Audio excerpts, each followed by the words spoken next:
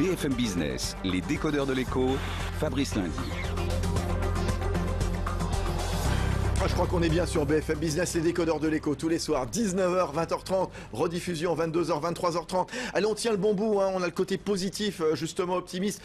Face à la fragilité des entreprises, des défaillances de plus en plus nombreuses, pointées par la COFAS, c'est l'actualité du jour ce jeudi soir. Et on continue d'en parler pendant 10 minutes. L'export, oui. Tiens, est-ce que vous avez l'impression, Guy Mamouani avec nous, que les entreprises sont bien armées? Est-ce qu'elles ont les bons contacts? Est-ce qu'elles ont l'expertise linguistique? Est-ce qu'elles ont envie, tout simplement, ces PME, ces ETI françaises, d'aller conquérir des marchés à l'étranger? Écoutez, malheureusement non, c'est un fait, on le voit. Il y a plusieurs raisons. Je crois que le problème de compétitivité est quand même important, parce que si on veut exporter, il faut quand même avoir une compétitivité dans nos entreprises. Le deuxième, c'est la conception même de l'entreprise. Aujourd'hui, dans le monde de l'Internet, dans le monde des technologies, quand vous réfléchissez à un projet, vous devez déjà y réfléchir de façon mondialisée. Vous savez, le créateur de Google ou de Facebook ne sont pas forcément des grands génies.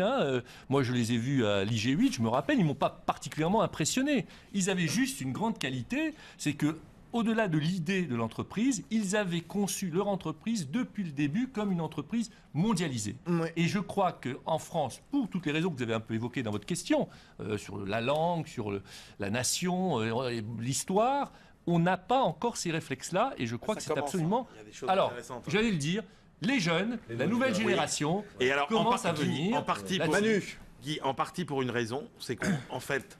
On s'aperçoit dans notre pays qu'on a un niveau de concurrence qui est assez faible et qu'il y a beaucoup de secteurs dans lesquels vous avez des barrières à l'entrée sur tout un tas de marchés et que comme ces marchés sont trop durs à pénétrer pour des jeunes entreprises, elles préfèrent directement aller s'investir sur les marchés étrangers. Je pense à des boîtes, par exemple, il y a une jeune boîte formidable qui s'appelle Benta Berry qui fabrique des produits de beauté, etc., avec des produits bio, etc.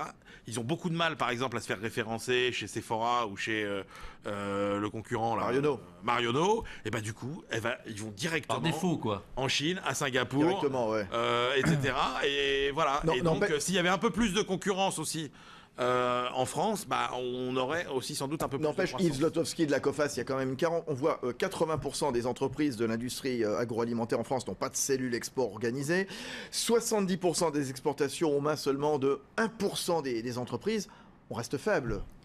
Oui, alors les exportations françaises ont un problème qui est qu'elles sont extrêmement dépendantes des prix, contrairement aux exportations allemandes, qui sont plutôt une compétitivité qualité.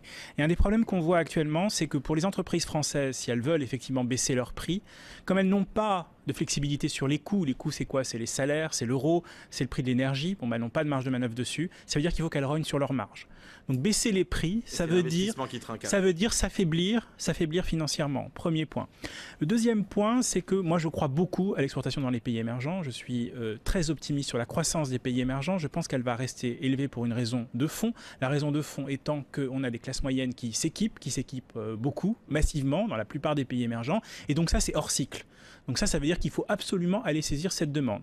Le petit bémol que je mets, c'est qu'aujourd'hui, les pays émergents sont moins accueillants qu'avant. C'est-à-dire, comme ils veulent eux-mêmes développer leur production, on voit un protectionnisme monter dans les pays émergents de manière un peu inquiétante. On voit qu'au Brésil, certes, la présidente fait des plans d'infrastructure, mais elle réserve ses plans à la production nationale. C'est un numéro entier sur le Brésil, voilà. Donc il y a un moment, on est à un moment où l'export, c'est la bouée de sauvetage de la zone euro, et bien sûr l'export hors zone euro. Le problème, c'est qu'on a un moment où les pays émergents sont un petit peu moins prompts à s'ouvrir.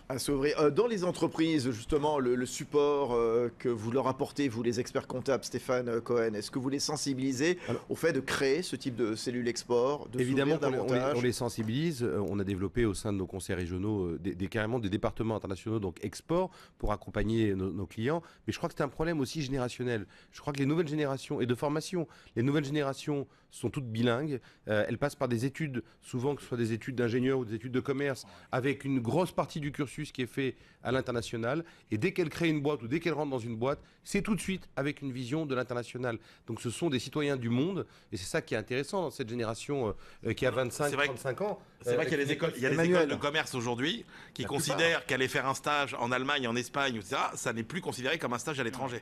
Chine, le Brésil. Voilà. Par exemple, il y a des écoles, je m'intéressais à une école l'autre jour pour l'ordre des experts comptables qui souhaitait faire un partenariat avec nous, qui est une école post-bac, et il y a une obligation d'effectuer 1 an d'études dans le cursus de 5 ans à l'étranger. Ben, c'est quasiment toutes maintenant. Obligation, oui, c'est-à-dire que mais- c'est dans le programme des 5 années, une année à Mais l'étranger. comme ouais, disait Emmanuel, Zlotowski. l'étranger, c'est plus Londres ou Berlin. Non, L'étranger, non. c'est la Turquie, c'est la C'est Russie, l'Asie, c'est la c'est- Chine, etc. Évidemment, c'est le Brésil. Bon. On voit beaucoup les jeunes. Allez, qui parlent. sur les solutions, toujours aussi, il y a une grande question qui se pose aussi, c'est qu'est-ce qu'on attend de l'État. Yves à Coulommiers, je pense que ça sera la dernière remarque qu'on va prendre, évidemment. Yves à Coulommiers, c'est dans le département de la Seine-et-Marne. L'État, y peut-il quelque chose? Comment? Qu'est-ce que vous attendez justement de la puissance publique? C'est Guy Mamouani tout à l'heure qui nous disait il y a eu Non, mais- le gouvernement qui a lancé le crédit impôt compétitivité, qui a instillé, qui a impulsé donc la signature des accords sur la sécurisation du marché du travail.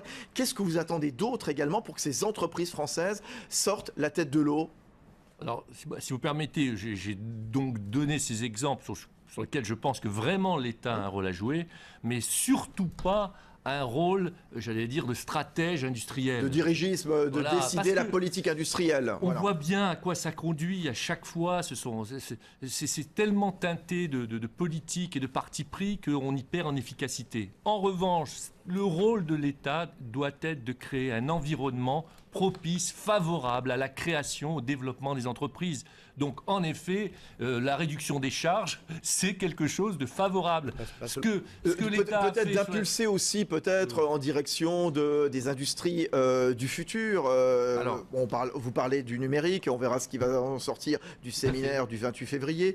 Il y a les smart grid, les gaz de schiste, pourquoi pas aussi. Hein. C'est-à-dire Lançons que le débat aussi là-dessus. L'État, alors là, en se modernisant lui-même, peut en effet, en particulier en France, jouer un rôle de locomotive. Je prends un exemple. Si l'État décide que les déclarations fiscales de toutes les PME doivent se faire maintenant de façon numérique et il n'y aura plus de papier comme il l'a fait pour les impôts, immédiatement, il va générer au sein des PME une nécessité de modernisation, d'efficacité, Un esprit. qui sera Voilà. un état d'esprit qui sera propice à leur développement. Oui, en ce sens aussi. Mais surtout pas, encore une fois, comme un État actionnaire, stratège industriel, etc. Ouais, Yves Zlotowski de la COFAS, cette donnée étatique. Oui, mais il faut dire quand même que les grandes stratégies à l'export dans le monde depuis 20 ans ou 30 ans ont été conduites par les États. Hein. Vous regardez l'Asie aujourd'hui, le rôle de l'État était absolument fondamental. Donc, bien sûr, aujourd'hui, donc la politique industrielle ne doit pas forcément être un tabou absolu. La politique industrielle, ça existe. Il faut donner effectivement des priorités.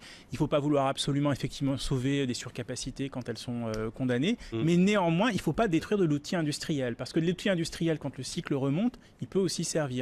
Donc quelquefois, l'État peut avoir un rôle absolument fondamental de politique industrielle. Ben Aouda Abdelhaim. Puis en parlant systématiquement de cet exemple, l'Allemagne, c'est l'État qui emmène ses ETI, c'est l'Allemagne, c'est l'État, Angela Merkel qui voyage après voyage en Chine, impose finalement ces entreprises, et là ils n'ont aucun tabou.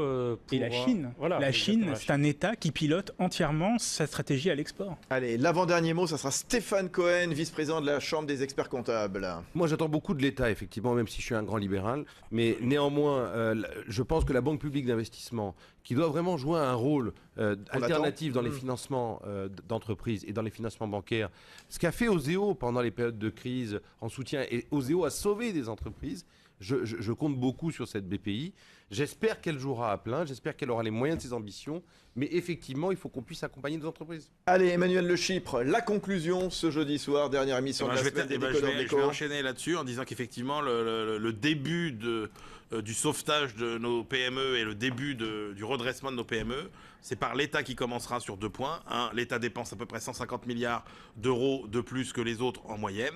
C'est 150 milliards d'euros qu'on retrouve en plus en impôts sur les entreprises et qu'on retrouve en moins dans la R&D, etc. Donc que l'État commence par dépenser moins et qu'il soit plus efficace, c'est le premier point, et qu'il crée en plus les conditions d'une compétitivité. Et là, moi, je suis moins pour une stratégie de filière qui consiste à dire il faut développer telle filière, que de créer horizontalement les conditions d'un écosystème hyper compétitif en favorisant la R&D, en aidant le marché du travail, etc., etc. Merci à tous, merci, on se retrouvera lundi soir pour les décodeurs de l'écho, évidemment avec toujours le grand sujet de l'actualité du jour, voilà, dans cette grande tranche d'actualité que sont les décodeurs de l'écho à la télé, à la radio sur BFM Business, 19h, 20h30, rediff 22h, 23h30, et merci à Guy Mamoumani à la tête du Syntec numérique, Yves Zlotowski, chef économiste de la COFAS, auteur de ce rapport donc sur les défaillances d'entreprise, Stéphane Cohen, vice-président de la Chambre des experts comptables, Benaouda Abdedaïm, Emmanuel Le Chypre, merci à tous les 5, très bon week-end. Bonne soirée sur BFM Business. BFM Business, numéro 1 sur l'économie.